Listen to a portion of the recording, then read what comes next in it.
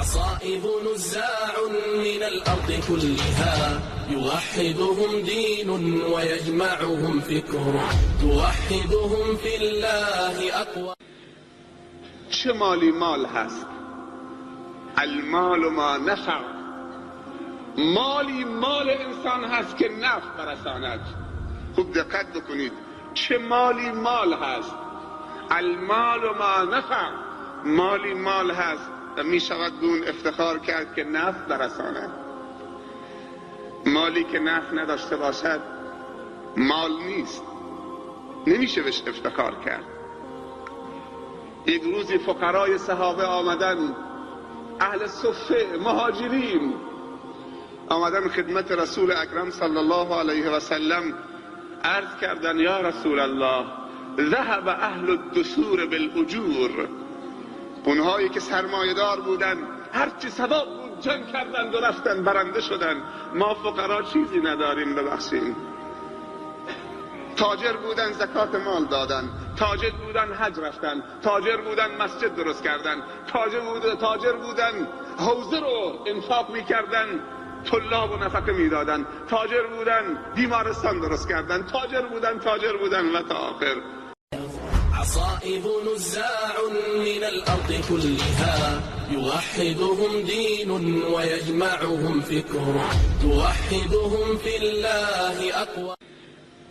چه مالی مال هست؟ المال ما نفع. مالی مال انسان هست که نفع برساند. خوب دقت بکنید، چه مالی مال هست؟ المال ما نفع. مالی مال هست و می شود به اون افتخار کرد که نفع برساند. مالی که نفع نداشته باشد مال نیست، نمیشه بهش افتخار کرد. یک روزی فقرای صحابه آمدن، اهل صفه مهاجرین آمدن خدمت رسول اکرم صلی الله علیه و سلم، عرض کردن یا رسول الله ذهب اهل الدثور بالاجور. اونهایی که سرمایه‌دار بودن هرچی ثواب بود جنگ کردند و رفتن برنده شدن، ما فقرا چیزی نداریم ببخشیم. تاجر بودن زکات مال دادن، تاجر بودن حج رفتن، تاجر بودن مسجد درست کردن، تاجر بودن حوزه رو انفاق میکردن، طلاب و نفقه میدادن، تاجر بودن بیمارستان درست کردن، تاجر بودن و تا آخر. عصائب نزاع من الأرض كلها يوحدهم دين ويجمعهم فكر توحدهم في الله أقوى. چه مالی مال هست؟ المال ما نفع. مالی مال انسان هست که نفع برساند. خوب دقت بکنید، چه مالی مال هست؟ المال ما نفع. مالی مال هست و می شود به اون افتخار کرد که نفع برساند. مالی که نفع نداشته باشد مال نیست، نمیشه بهش افتخار کرد. یک روزی فقرای صحابه آمدن، اهل صفه مهاجرین آمدن خدمت رسول اکرم صلی الله علیه و سلم، عرض کردن یا رسول الله ذهب اهل الدثور بالاجور. اونهایی که سرمایه‌دار بودن هرچی ثواب بود جنگ کردند و رفتن برنده شدن، ما فقرا چیزی نداریم ببخشیم. تاجر بودن زکات مال دادن، تاجر بودن حج رفتن، تاجر بودن مسجد درست کردن، تاجر بودن حوزه رو انفاق میکردن، طلاب و نفقه میدادن، تاجر بودن بیمارستان درست کردن، تاجر بودن و تا آخر. عصائب نزاع من الأرض كلها يوحدهم دين ويجمعهم فكر توحدهم في الله أقوى. چه مالی مال هست؟ المال ما نفع. مالی مال انسان هست که نفع برساند. خوب دقت بکنید، چه مالی مال هست؟ المال ما نفع. مالی مال هست و می شود به اون افتخار کرد که نفع برساند. مالی که نفع نداشته باشد مال نیست، نمیشه بهش افتخار کرد.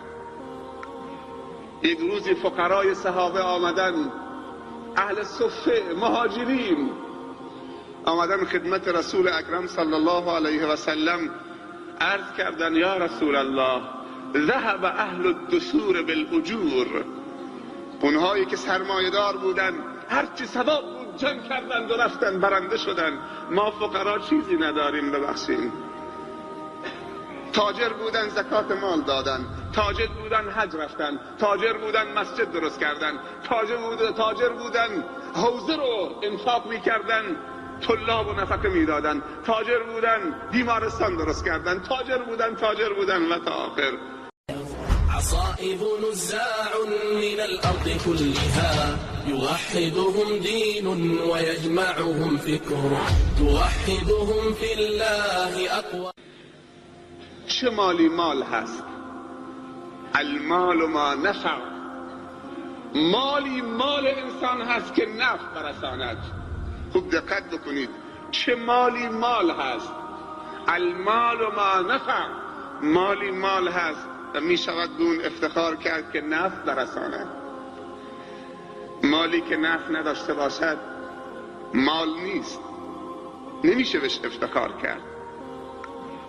یک روزی فقرای صحابه آمدن، اهل صفه، مهاجرین آمدن خدمت رسول اکرم صلی الله علیه و سلم، عرض کردن یا رسول الله ذهب اهل الدثور بالاجور، اونهایی که سرمایه‌دار بودن هرچی ثواب بود جمع کردند و رفتن برنده شدن، ما فقرا چیزی نداریم ببخشیم. تاجر بودن زکات مال دادن، تاجر بودن حج رفتن، تاجر بودن مسجد درست کردن، تاجر بودن حوزه رو انفاق میکردن، طلاب و نفقه میدادن، تاجر بودن بیمارستان درست کردن، تاجر بودن و تا آخر. عصائب نزاع من الأرض كلها يوحدهم دين ويجمعهم فكر توحدهم في الله أقوى. چه مالی مال هست؟ المال ما نفع. مالی مال انسان هست که نفع برساند. خوب دقت بکنید، چه مالی مال هست؟ المال ما نفع. مالی مال هست و می شود به اون افتخار کرد که نفع برساند. مالی که نفع نداشته باشد مال نیست، نمیشه بهش افتخار کرد. یک روزی فقرای صحابه آمدن، اهل صفه، مهاجرین آمدن خدمت رسول اکرم صلی الله علیه و سلم، عرض کردن یا رسول الله ذهب اهل الدثور بالاجور، اونهایی که سرمایه‌دار بودن هرچی ثواب بود جمع کردند و رفتن برنده شدن، ما فقرا چیزی نداریم ببخشیم. تاجر بودن زکات مال دادن، تاجر بودن حج رفتن، تاجر بودن مسجد درست کردن، تاجر بودن حوزه رو انفاق میکردن، طلاب و نفقه میدادن، تاجر بودن بیمارستان درست کردن، تاجر بودن و تا آخر.